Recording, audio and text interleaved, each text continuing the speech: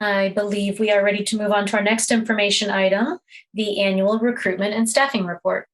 I'm delighted to be joined this evening by Ms. Shantae Langford and by Holly Scherer. Both of these individuals work together alongside Mr. Komsa to take care of really the thing that matters most, and that is having the very best staff in front of our children. And Trustee Carrero, your remarks were just perfect and perfectly situated right before the staffing report, because ours is a calling, the serving of children, and that profession of teaching. I love that the School of Education at the University of Michigan, Dean Moji, refers to it this way. It is the most important profession, in that the profession of teaching enables all other professions and callings. So I appreciate really the foundation of the work that we do. We're proud of the programs. We take special care for our facilities and our buildings, but having a high quality, committed, diverse Ann Arbor Public Schools teaching team, support staff team, and leadership team is what matters most. So we always look forward to this annual report. It comes every December, and I appreciate the work of this team in front of you and Ms. Osinski to put together the numbers for you this evening. But trustees, I just want to put a special lens on this report this year. And that is around the impact of the COVID pandemic on the profession of teaching and working in schools, support professions. We have seen higher levels of retirement, of exits, of leaves, and it's exactly what you noted, Trustee Carrero, the immense challenge of doing this work in schools during a time of a global pandemic. So we see our work to both retain and support our quality staff. I've had the privilege to work in 3 districts in my career. I've never known a higher quality staff than this one in Ann Arbor Public Schools. They are committed. They are high quality. They are caring for our students. They go the extra mile every day. So we have the work to recruit and we have the work to retain. And this is among the most important work we do. Trustees, folks say be transparent. And the reality is we are speaking our struggle tonight. I want to share with you that not a day goes by that I don't hear from an educator who's questioning whether they will be able to stay in the profession. And so I just need to share that this evening because I think, trustees, we always have this report and we always talk about our challenges to staff our classrooms and our schools and our leadership positions. We always do that every December. But I have never felt the sense of urgency that we feel now around ensuring that those fine folks we have are supported and that we're doing everything we can to recruit our next generation of highly committed professionals to serve our students. Who serves our students matters most in the school equation. I will share with you that I believe that in this time of COVID and the great resignation, that there is a pattern that we see that folks want to find meaning in their work. So if there's anyone out there who may be considering that idea of discovering meaning in their work every day, we know there is no better place to find that than in service, dedicating one's life in service to children and to our schools. And yet, trustees, as you'll see on the data you're about to review, those pipelines have already been diminished prior to COVID. And now we have serious concerns. So I want to turn this over to Shantae Langford, who is the Executive Director of Human Resources, Holly Scherer, who is the Assistant Director of our Human Resource team. I do want to give a shout out right now, the days and nights of who's going to be staffing the schools? Where are our guest teachers? How can we redeploy to keep schools open? Just want to share with you that Ms. Langford and Ms. Scherer are on those calls every morning, every evening. I receive, along with my team, direct updates, real-time, hour-by-hour updates. So I just want to give a shout out to the extraordinary lift in hiring many times our normal number of employees, orienting those employees, keeping track of our staffing day and night. And we are in a better place here at the 1st of December than we were over the early part of our fall. And Ms. Langford will share more about that as well. So with that, we'll turn it over to our folks and trustees. I know that Ms. Osinski, someone will be sharing on screen, but you also, everyone in our community, we have this attached to our agenda as well. So Ms. Langford, thank you. Thank you, Dr. Swift, and good evening to our trustees, Dr. Swift again, our AAPS staff and community. Tonight, we appreciate you allowing us the opportunity to share our annual report on our staffing update, which Dr. Swift has stated we share with you every year. And she's also stated, along with me this evening, is Holly Scherer, who is our Assistant Director over in Human Resources and really the individual who helps me to put all of this data together along with Ms. Osinski, and I can't thank her enough for her work. So every year we begin this presentation with this slide, as I feel this is the most important slide in this presentation. If you look at the very bottom of this concentric circle, you see our students are represented there in that circle. As you move upward, you see the individual groups, employee groups who have the most direct impact on our students. So our teachers, followed by our parapros, our school principals, building leaders, central leaders, and then that overarching theme that all AAPS staff have connection, no matter what their role is in the district, to ensuring that we prioritize our students as our top priority. So we all kind of wrap our arms around the students and go back to that focus. So that's why I believe this slide is so important. It helps us keep our focus. So let's talk a little bit about our 21-22 staffing goals. Dr. Swift has expressed we've had some unique challenges this year to face, especially during the pandemic. We're seeing a higher number of retirements and exits. The pool of applicants that we're seeing for both our professional teaching staff and our support staff personnel is very shallow. We're not seeing the numbers and the qualified applicants that we've seen in past years. We're continuing to support staffing needs for the 2021 return to full-time in-person learning for all students. We're supporting increased staffing needs for our special education department and also to ensure compliance with health and safety protocols. We're also we had to support the expansion of A2 Virtual Village through our A2 Virtual Village K-12. And we're continuing to hire a highly skilled and diverse staff and our commitment to maintain class sizes at all levels. So let's look at our staff totals by group. And I just want to state, as I do every year when I do this presentation, that we're looking at our FTE or our full-time equivalency. This is not our head count. So this is our FTE based or as of November 9th of this year. So if you look at our teachers and professional school staff, that includes our teachers, school psychologists, nurses, and so forth. That FTE number is at 1488. Our para educators, which includes office professionals, our tech support, 575.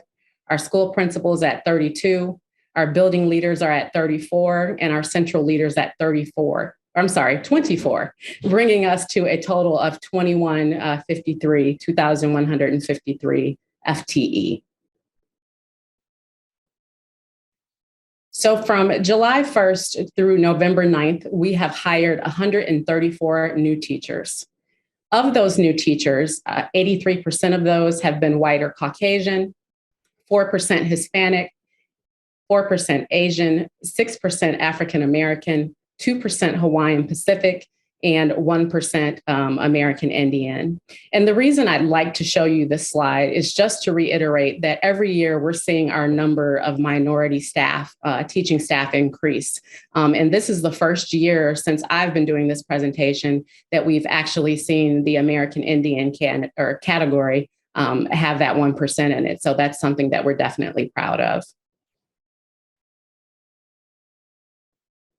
So good schools, like good societies and good families, celebrate and cherish diversity. That's a quote by Deborah Meyer, and one that I really like to always use in this presentation because I believe that it's true. So along those lines, I just want to go over and reiterate again our diversity core values. These values do not change. This is what is embedded in the system here at Ann Arbor Public Schools and what we truly believe in and will continue to promote. We're going to respect diversity. We're going to celebrate and benefit from a rich, diverse learning and work environment and understand that diversity strengthens the organization. We recognize that diversity supports all creative energies and cultivates new talent not before recognized. We acknowledge diversity as a strength both in the community and in the school district. We understand that our students and staff benefit from many perspectives and of a rich culture and a diverse educational environment. We know that it's beneficial for students to have diverse and positive role models. They need those individuals who look like them so that they know that they too can do these jobs in their future. And we want that to be spread across the whole organization. And most importantly, we know that students who learn, grow, and succeed in a diverse K-12 environment will be much better prepared to take their next steps into a diverse world.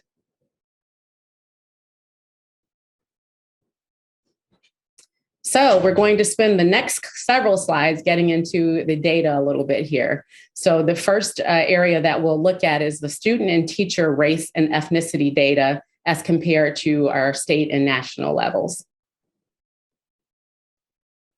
So here you'll see our student comparison. And at the top is the grid. The lighter blue or turquoise color represents AAPS, the yellow is Michigan, and then the darker blue is the national data.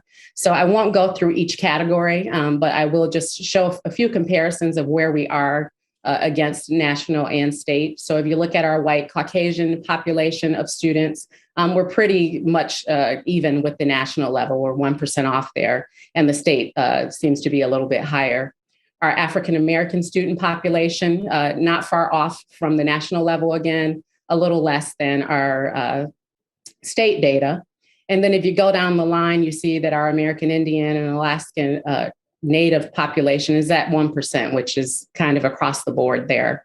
Our Asian population of students is at 13%, which is a lot higher than both the national and state data.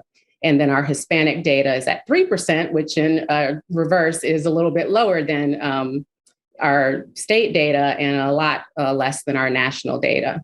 And then this last category here, which is classified as other, I just want to let you know what's kind of included in that number. So for the AAPS student data, that includes people who are of 2 or more races or multi-ethnic, and some families choose other. So for the data that you see there for Michigan and national, their other may include a different set of demographics. So that could explain why we see such a discrepancy in that other category there for students.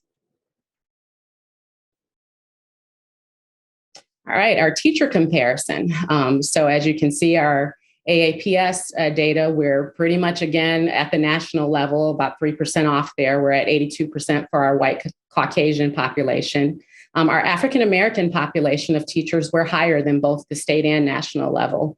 And then we go down the line, we look at our American Indian and Alaskan Native population. Again, a lot of our data seems to be in alignment with the national numbers. The Asian population, pretty close there. We're higher than both the state and national.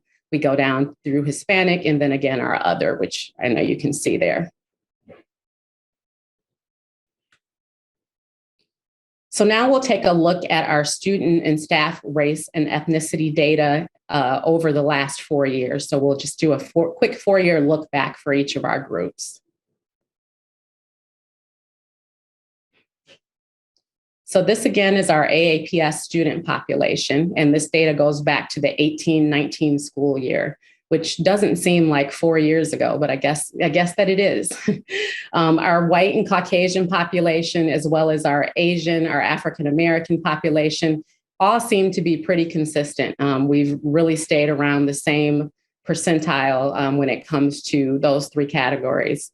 Our multi-ethnic category has grown just a little bit there, but it seems to be on the rise and increasing. Hispanics and Arab American have stayed pretty consistent, and you can see there our Native American student demographic is at 0 currently, and then our other is at just a 0.2. So teachers and professional school staff, and again, in parentheses there, you can see those individuals that are included in this data. You see a lot of the same. Our demographics have over the 4 years for the Caucasian and Asian, African American, Hispanic, almost every category is pretty consistent with where it's been for the last 4 years. So we know in some of these areas, we need to do some work to get these numbers up and increase our recruiting efforts to do so.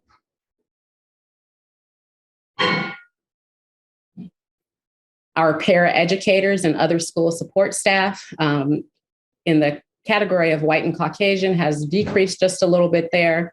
We're seeing a rise in the number of the Asian population in this category. And then our African American population has also decreased, but just a little bit, not too much change there either, as well as our Hispanic population, which seems to be on the increase. So we're happy to see those numbers rise. Our American Indian and Alaskan Native population has remained consistent, as well as that other category. School principals. And when we get down to kind of these lower numbers, so in this category, there are only 32 people. I'd just like to have us all keep in mind that even with the shift or movement of just 1 or 2 individuals, you can see a huge jump, increase or decrease in that percentage. So maybe one person in each of these categories leaves, and it really inflates or decreases the percentile that's there. So just want that noted as we look at the percentages here. So in the white Caucasian category, we're seeing just a little bit of a decrease. In our African American population, we're seeing an increase there. Our Hispanic population, we're at 6%. And then as we look at this is definitely an indicator for us that we really need to look at growing our Asian, American Indian, and that other category, because right now and over the last 4 years, those have been at 0. Our building leaders, as you can see again here, the white Caucasian population has decreased a little bit.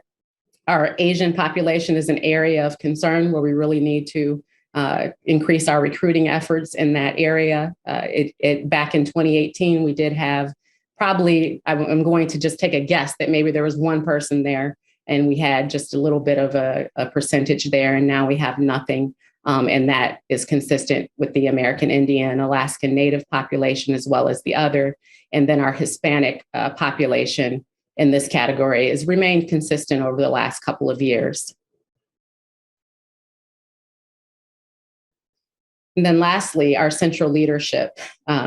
There are only 24 individuals in this category. So again, the numbers will fluctuate based on people kind of moving in and out of the system, and just a small number of people. And you can see where we are there in all of these categories as well. And again, our focus needs to be on the Asian, the Hispanic, and that other category where we really need to focus our efforts on increasing the number of minorities in those areas.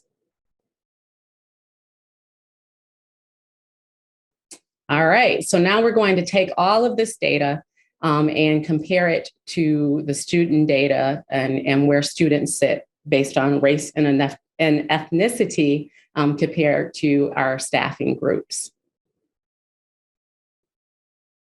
So I'd just like to state that our goal as a school district is to either meet or exceed the demographic for each area. So if you look at our African American population, our student demographic is at 14%. That line that's going across there shows that we either meet or exceed that 14% in all categories, of course, with the exception of teachers, which you see is at 9% there. So this is, again, an indicator for us of where we need to do some additional work. We want to make sure that, again, our students are able to see in all categories a reflection of themselves. Our Asian representation, this slide is one in which we can see here that we need work in all areas. Our student demographic is at 13%, and in every area there, we are below that. Our Hispanic representation is in every category with the exception of the central leaders, at least meeting the 3% or exceeding it. So that is great news for us, but we know where we need to do some work, and that's in our central leadership category. And then here, finally, is our white and Caucasian representation, which is 49% at students, and every category there meets or exceeds where we want to be. All right, so let's talk a little bit about our teacher and staff recruitment, hiring, and retention, which has been interesting, I guess is the word that I would use for this year. So we've had to put a lot of new processes in place. We've had to do some out-of-the-box thinking, come up with some creative and innovative ideas to see how we could really get to where we need to be, not just for recruiting of minority staff, but just for recruiting of staff, period. So this year we've hosted AAPS teacher and support staff virtual job fairs. We've done 3 this year. We've done one in September, October, and November.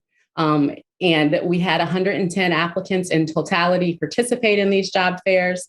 There was a great diversity in the group of applicants that we considered.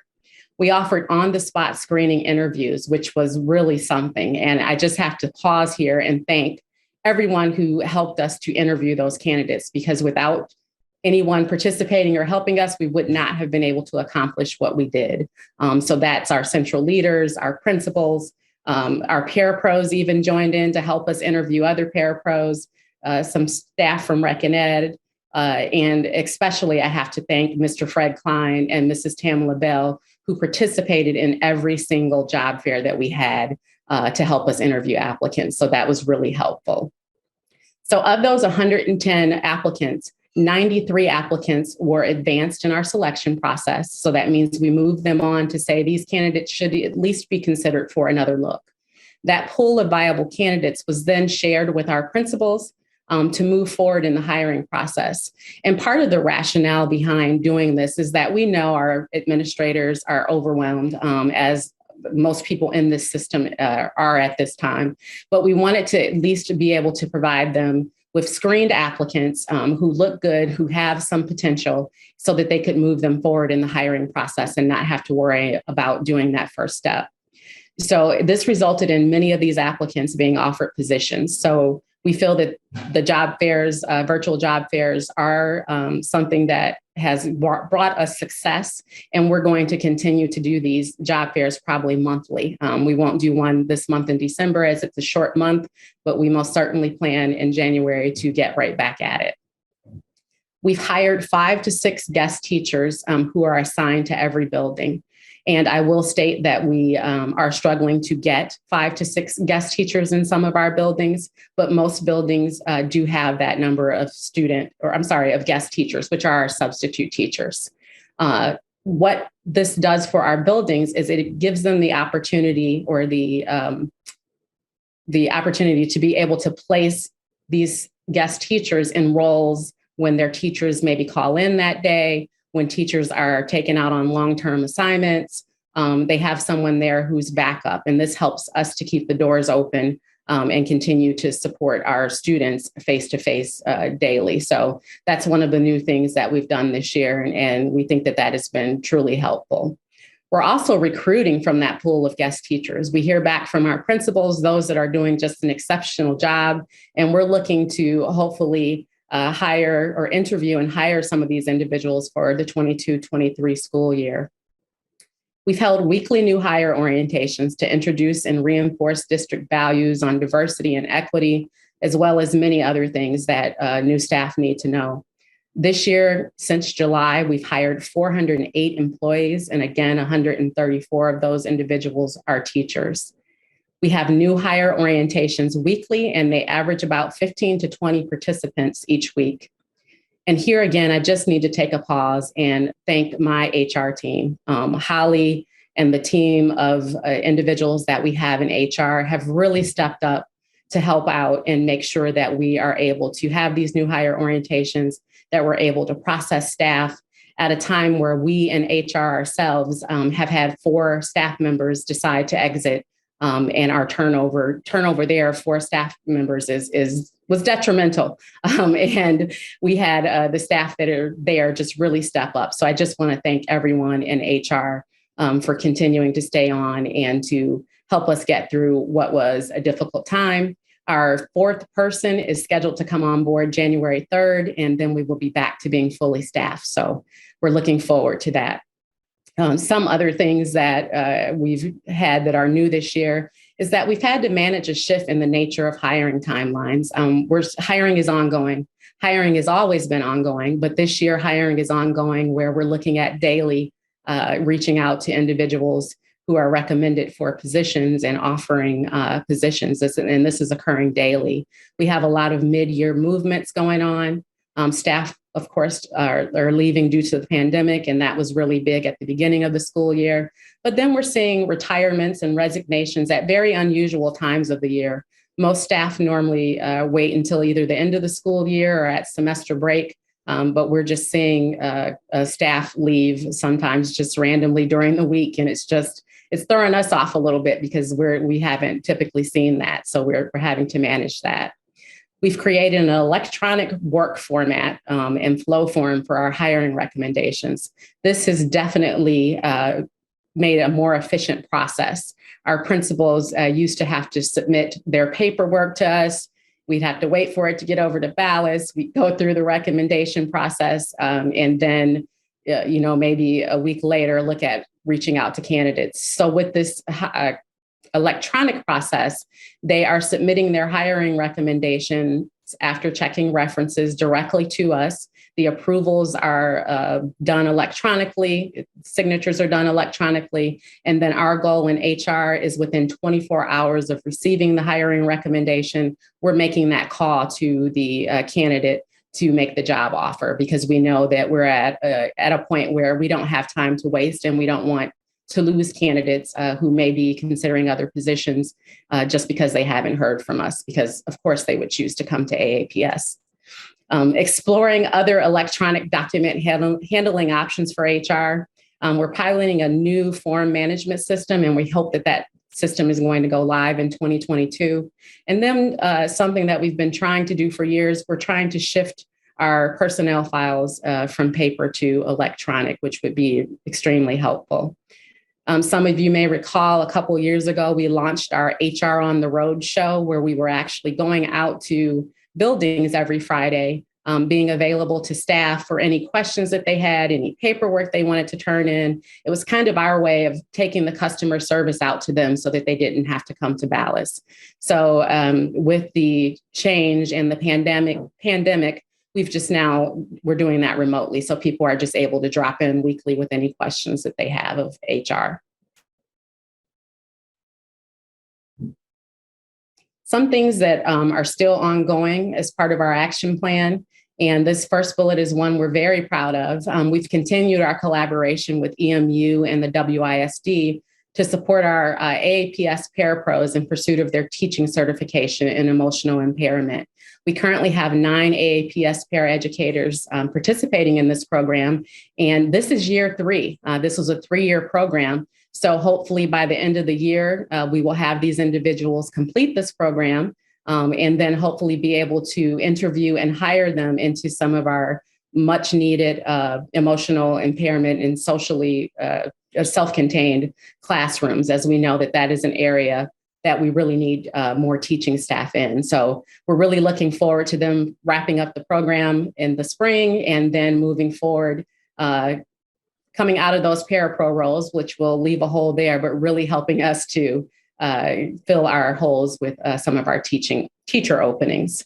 Ms. Langford, I'm going to step right in there. All right. I figured you would. Yeah, I'm so proud of the work on this. And trustees, you will recall a few years ago when we discussed this as an idea at the board table, we worked together with other superintendents and we've received a significant grant. So the part we didn't say is that these paraeducators have their expenses for the most part covered for finishing their bachelor's degree, finishing their teacher certification. And they are folks who've already been working with us. They are a highly diverse group. And we are so excited about launching our next cohort. So I just want to step in there, Ms. Langford, and throw out an advertisement. If folks are paraeducators, OPs in any support role, we will be coming around to organize another group. So we love it when people hear the call to teach from among our team. Thank you. Thank you, Dr. Swift. So just to carry on with these bullets here, our job postings are still sent nationally, and we're continuing to make sure that they're reaching various job posting boards. We're continuing to develop our relationships with universities and organizations to contacts for outreach for minority candidates. And you can see there that we've just listed some of the colleges that we're in contact with. We're still including the historical Black colleges, those Black sororities and fraternities, to help us to promote and make members aware that these positions are available. We're going to continue to attend teacher job fairs.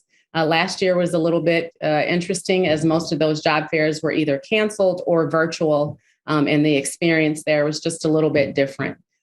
For any of you who have been to our teacher job fairs, no matter what university we attend, the line for Ann Arbor Public Schools is always out the door. And that's something that we're missing by doing this virtually. Everyone wants to come and interview with Ann Arbor Public Schools. We continue to assist and follow student teachers who we know are doing great jobs in the district with their student teaching, so that when positions become available, we're able to offer interviews to them and hopefully hire some of those teachers upon graduation. We're continuing to seek new advertising opportunities. We're, of course, posting on social media, but any advertising opportunities that come along, we're making sure that we're posting there as well. We're continuing our collaboration with the AAEA Minority Affairs Committee, who help us support and maintain or retain current staff, as well as hire new staff.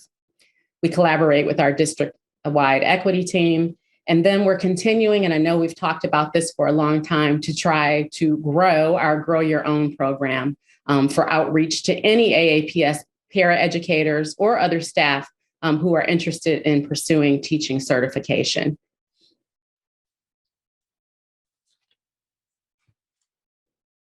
So along the lines of Grow Your Own, I really wanted to celebrate Ms. Sharonda Jones. Sharonda Jones, as some of you may recall, was our very first Grow Your Own candidate.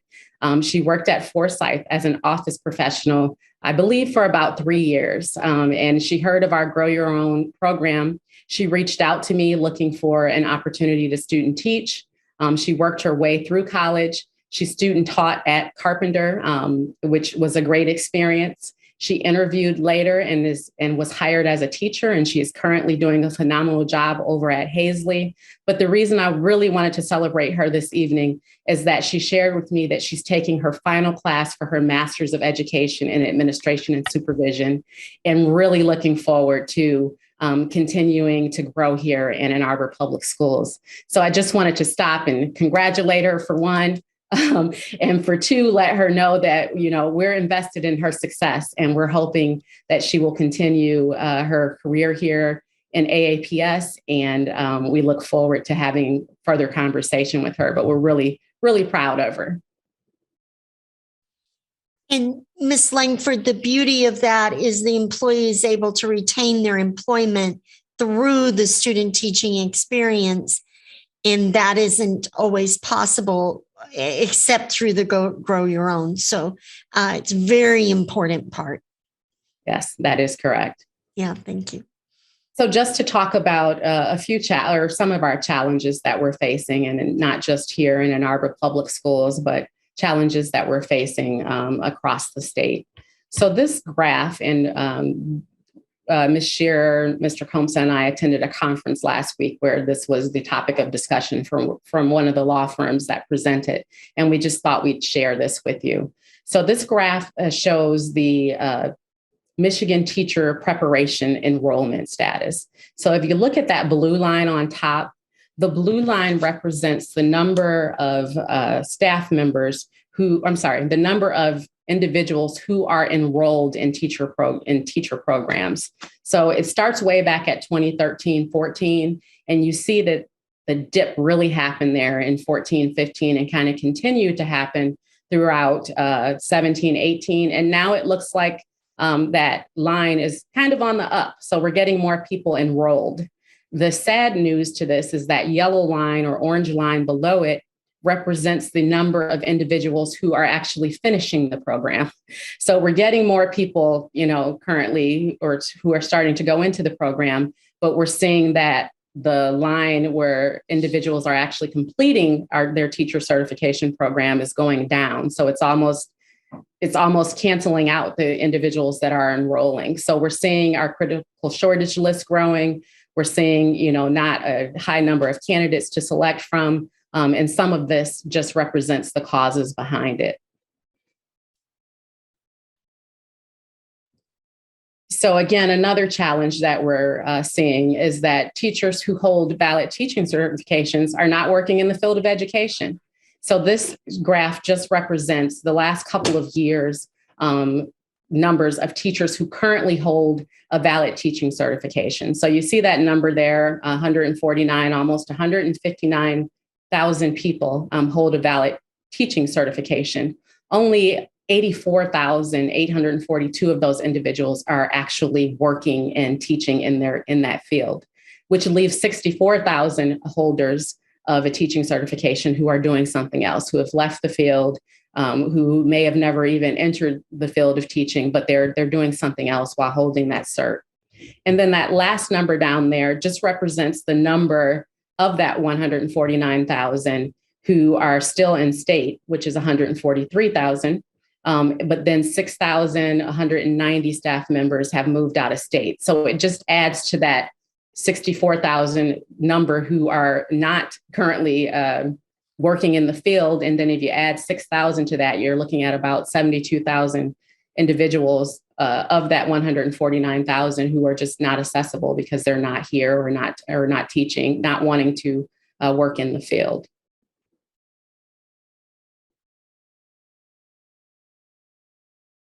So I am going to turn it over to Ms. Shearer to just quickly talk to you a little bit about our guest teachers and report out on them. Thank you, Shantae. Good evening, trustees and Dr. Swift, as well as members of our community. Tonight, I get to present to you a little bit of a data on our guest teachers. We currently have 428 active guest teachers working in Ann Arbor Public Schools each week. We are working with our ITD department to weekly train as many new hires or new guest teachers, typically around 8 to 10 a week. And we're still seeing that. That's been consistent since September and still seeing that every week as we go forward. We do partner with EduStaff. They're the company that we work with. They do our recruiting, they do marketing, and they help us to continue to build our pool of guest teachers. In addition to the partnership with EduStaff, we also work on recruiting our own. We work with our retired teachers and reach out to those that recently retired to try to coerce them to come back to the district. We have 17 currently retired teachers working as guest teachers. We also work with a memo of understanding in our paraprofessional group or our paraeducator group, and we have 66 paraeducators who meet those qualifications to be a guest teacher who are also actively working for us. We are offering teachers as an opportunity to get additional hourly work if they can sub for us on their planning period. That helps us fill some of the holes day to day. And then we're working to increase the number of dedicated building subs or building guest teachers at each location. As Shantae mentioned, we're looking to have about 5 to 6 at every location. So that's something we've been working on building that pool this year.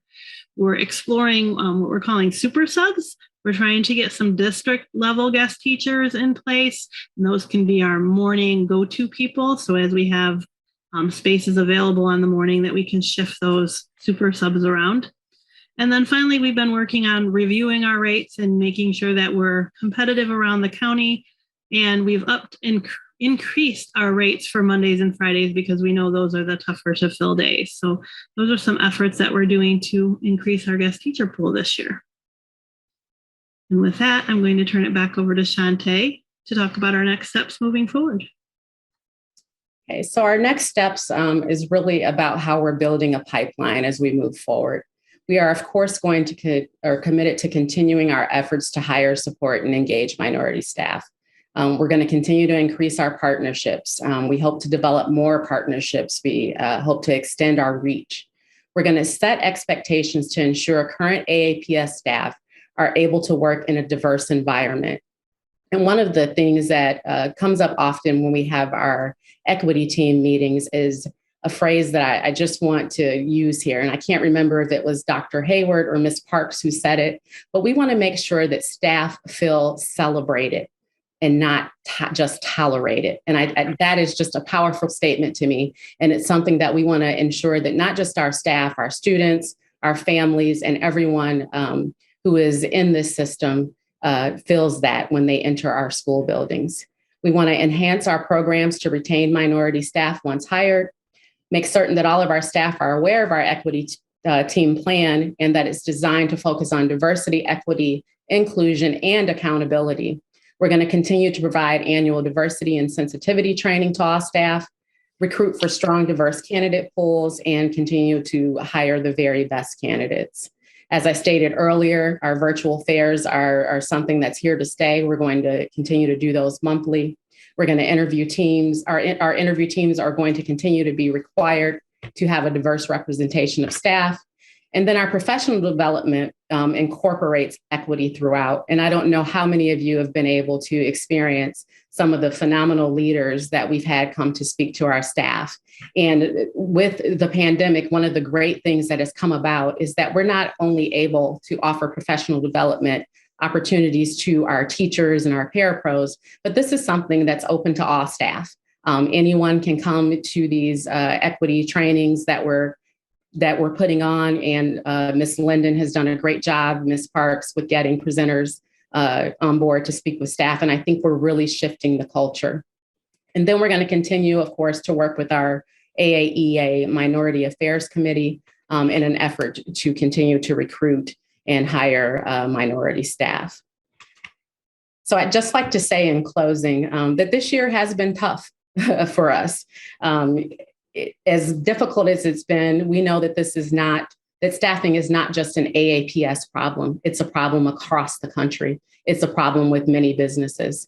And I know I'm preaching to the choir because I'm sure many of us have tried to go to a restaurant maybe for dinner, and you look around and you see empty tables, but then you're told it's an hour wait, because they just don't have the staff. When you're driving, you see now hiring signs almost everywhere. And we are constantly looking at countless articles where school districts across the nation have had to close due to staffing shortages. So as much of a difficulty as it has been, I'd just like to focus on the positive and state that we've been afforded with an opportunity to do things differently, to do things that we've never done before, and some that we never imagined that we do, quite frankly. These virtual job fairs, Ms. Shearer can probably put it together and do one tomorrow if you ask her. That's how confident we are in these virtual job fairs at this point. And again, that's something we never imagined that we would be able to do. We've been able to increase, thankful to your efforts in voting for some of the things that we've brought forward for you. We've been able to offer retention bonuses to our childcare staff, to our self-contained staff, in an effort to retain the staff, of course, that we have, but also to hire staff, offer bonuses to them. We've been able to offer the 2% that I'm sure Ms. Minnick's department, along with Dawn McGee, is working on right now to make sure that we're able to get that to all employees come this Friday. Just again, as another effort to show our employees that they're appreciated and that we want them to stay. You know, they're valuable to us. So I just want to thank you, Board of Education trustees, for approving those things that we've brought forward to you, because without you, we wouldn't be able to do it. And I just wanted to state that I look forward to continuing to kind of climb this mountain with you to ensure that our students receive the best educational experience possible. So we thank you for allowing us to present to you this evening. Thank you so much, Ms. Langford and Ms. Scherer. We really appreciate, the work that's going into keeping, staffing as stable as it can be in such trying times, and also for the presentation tonight. So thank you.